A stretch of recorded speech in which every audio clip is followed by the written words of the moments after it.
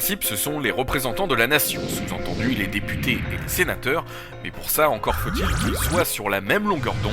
Si c'est pas le cas, l'Assemblée et le Sénat revoient tour à tour leur copie, entièrement ou par petites touches. C'est ce qu'on appelle la navette parlementaire. À l'Assemblée comme au Sénat, le vote se fait à la majorité simple ou relative, c'est pareil. En clair, si le pour a plus de voix que le contre, c'est le pour qui l'emporte. Cela va peut-être vous surprendre, mais c'est le gouvernement. Si l'Assemblée et le Sénat ne sont pas d'accord, le Premier ministre peut convoquer une commission mixte paritaire. Cette commission est censée aboutir à un texte commun, et si elle n'y arrive pas, le gouvernement peut donner le dernier mot à l'Assemblée. Mais il arrive aussi que le gouvernement et l'Assemblée ne soient pas d'accord, et dans ce cas, le Premier ministre a un moyen de passer en force. L'article 49, alinéa 3 de la Constitution. Cette arme atomique, comme on l'appelle, permet d'adopter une loi sans le vote de l'Assemblée.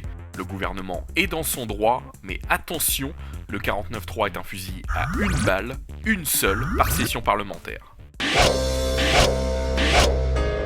En apparence, c'est le Premier ministre, mais dans la pratique, la décision vient du Conseil des ministres qui s'est réuni aujourd'hui sous la présidence du chef de l'État. Merci, Monsieur le Premier ministre. Résultat, une fois le 49.3 dégainé, Le débat sur ce texte est immédiatement suspendu. Ce texte sera considéré comme adopté. a priori donc, le gouvernement a gagné la partie. A priori parce que quand le Premier ministre a recours au 49.3, il Engage donc la responsabilité du gouvernement. Et il l'engage devant qui ? Devant l'Assemblée nationale. Les députés ont alors 24 heures, pas une de plus, pour déposer Une motion de censure. Le sort du gouvernement se retrouve dès lors entre les mains de l'Assemblée. Il n'est plus dans celle du président de la République qui, on vous le rappelle, avait lui-même nommé le Premier ministre. En général, ça vient de l'opposition. Le groupe UMP déposera une motion de censure, monsieur le Premier ministre. Pour qu'elle soit valable, cette motion de censure doit d'abord être signée par au moins 1/10 des députés.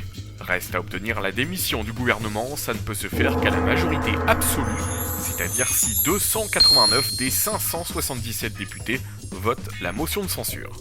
Autant vous le dire tout de suite, sous la 5ème République, ça n'arrive quasiment jamais. 82 motions de censure, une seule démission, celle du gouvernement Pompidou en 1962.